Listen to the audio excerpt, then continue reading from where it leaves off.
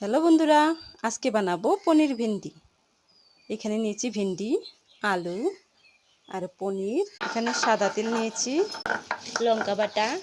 এই রেসিপিটা সম্পূর্ণ নিরামিষ হবে। দিয়ে দিচ্ছি একটু হলুদ। আলুগুলো ভেজে নিব।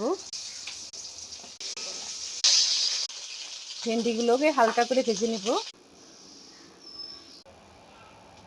ওই তেলের ভিতরে সর্ষে তেল দিয়ে দিচ্ছি, শুকনো লঙ্কা একটা, আর গোটা গরম মশলা, লঙ্কা বাটা, হলুদ গুঁড়ো দিচ্ছি, পরিমাণ মতো লবণ,